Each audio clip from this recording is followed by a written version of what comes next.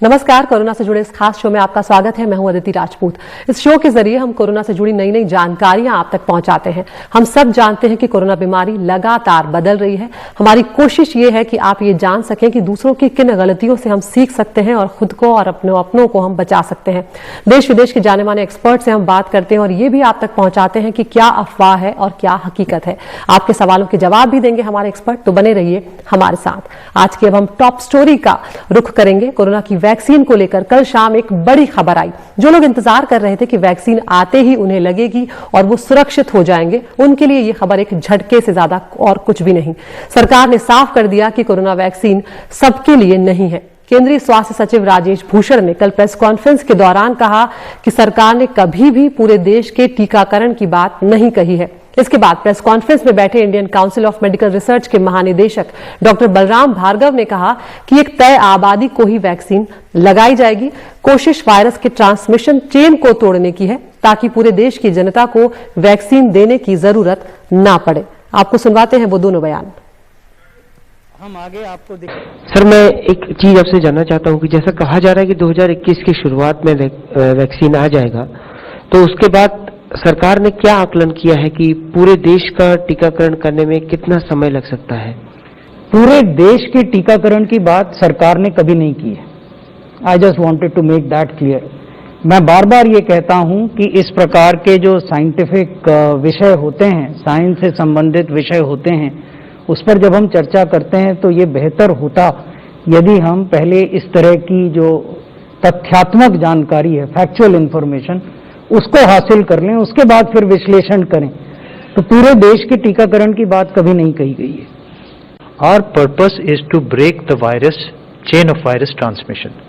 So if we are able to, हमारा मकसद virus transmission की चेन को तोड़ना है और अगर हम एक छोटी आबादी को वैक्सीन देकर ऐसा करने में सफल रहे तो पूरी आबादी को टीका लगाने की जरूरत नहीं पड़ेगी।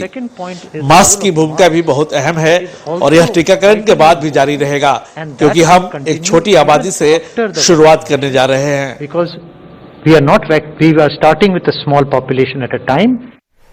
और इस मुद्दे पर चर्चा करने के लिए हमारे साथ खास मेहमान जुड़ रही हैं। डॉक्टर रचना कुचेरिया है, संक्रामक रोग विशेषज्ञ।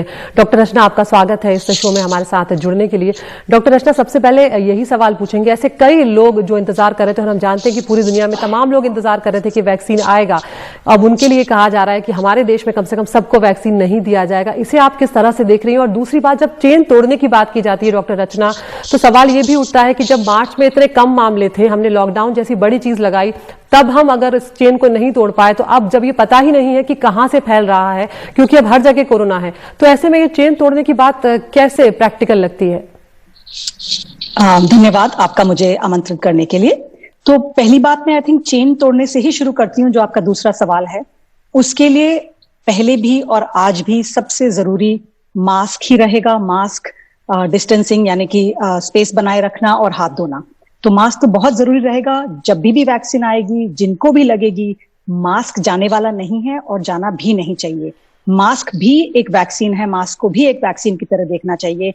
आप उससे अपने आप को बचाते हैं और आसपास के लोगों को बचाते हैं, अपने घर वालों को बचाते हैं, ताकि आप अगर बाहर जा रहे हैं, वापस घर में आप इन्फेक्शन लेके नहीं आते। तो पहली बात तो ये चेन जिसे कहते हैं, संक्रमण की चेन को ब्रेक करने के लिए इस समय तो हमारे हाथ में सिर्फ यही है। और दूसरी बात जो आपने वैक्सीन की कही, मेरे हिसाब से ये सरकारी अफसर भी यही सब कह रहे हैं कि हमें अभी विज्ञान का इंतजार करना है। अभी तक कोई भी वैक्सीन बनाने वालों ने बिल्कुल डिटेल में उसका जो विज्ञान है वो नहीं दिया है। क्या ये वैक्सीन इन्फेक्शन को खत्म करेगी, यानी कि जो इन्फेक्शन ट्रांसमिट हो रहा है मगर वो दिखाई नहीं दे रहा लोगों में, क्या उसे बंद करेगी? क्या ये जो खराब इसके सिम्टम्स, जो इसके खराब निशानियां आती हैं, उसको खत्म करेगी? क्या ये मृत्यु कम करने में फायदा करेगी? ये सब, इन सब सवालों का अभी हमारे पास जवाब नहीं है।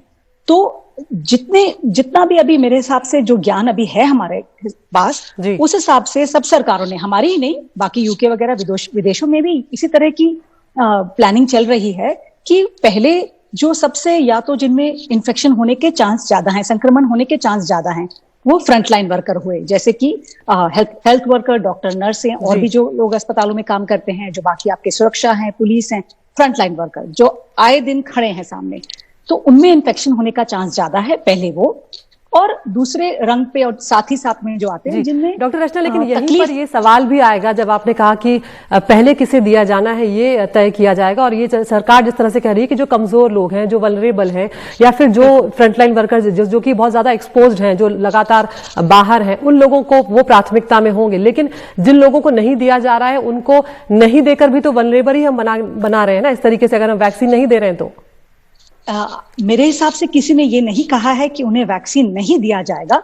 मेरे हिसाब से ये कहा जा रहा है कि फेज मैनर में एक के बाद एक प्राथमिकता किस ग्रुप की पहले होगी, फिर दूसरा, फिर तीसरा, है ना। तो प्राथमिकता है, ये मेरे हिसाब से नहीं कहा जा रहा कि किसी को वैक्सीन से दूर रखा जाएगा, बट नहीं, यहाँ पर एकदम से तो सब डॉक्टर रचना, लेकिन यहाँ पर स्वास्थ्य सचिव और आईसीएमआर जो उन्होंने साफ तौर पर कहा है कि सबको नहीं दिया जाएगा। सरकार ने कभी नहीं कहा, उनका ये कहना है, जो बयान है अभी हमने चलाया भी था कि सबका वैक्सीनेशन होगा देश में, ये हमने कभी भी नहीं कहा।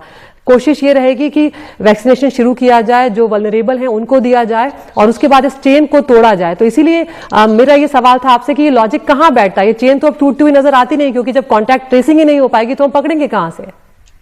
तो इसीलिए मैंने कहा, मेरा जो पहला मुद्दा यही था कि इसकी साइंस की वेट करनी है कि ये वैक्सीन इन्फेक्शन को खत्म करेगी या वैक्सीन सिर्फ सिम्टम्स को खत्म करेगी। उस पर भी निर्भर करता है कि कौन सी कैटेगरी को वैक्सीन दी जाएगी, नहीं दी जाएगी। मेरे हिसाब से इसका भी वेट करना है। और चेन एक क्रिटिकल मास, जिसे हम हर्ड इम्यूनिटी कहते हैं, उसके लिए तो 60-70% लोगों को इम्यूनाइज होना पड़ेगा ताकि वो स्थिति आ सके। बट मेरे हिसाब से जो मेरी अंडरस्टैंडिंग रही है, आपने बयान जरूर चलाया कि ये प्रायोरिटी वाइज दिया जाएगा, तो एकदम से जो वैक्सीन कितनी अवेलेबल होगी, कितनी हमारे पास रहेगी, और उसमें कितने लोगों को दिया जा सकता है, उसमें एक प्राथमिकता तो करनी पड़ेगी मेरे हिसाब से। बहुत शुक्रिया डॉक्टर रचना आपका इस तमाम जानकारी के लिए। तो आपने भी यही कहा कि किस तरह से हमें देखना होगा कि कितना प्रभावशाली है, इसका असर कैसा रह रहा है, उसके बाद ही हम ये देखना होगा कि सरकार क्या फैसले लेती। तब तक तो हम सबको इंतजार ही करना होगा और अपना ख्याल रखना होगा। लेकिन अब हम आगे रुख करते हैं, हमारी टॉप स्टोरी 2 का रुख करते हैं। कोरोना वायरस नाक के रास्ते मस्तिष्क में घुस सकता है।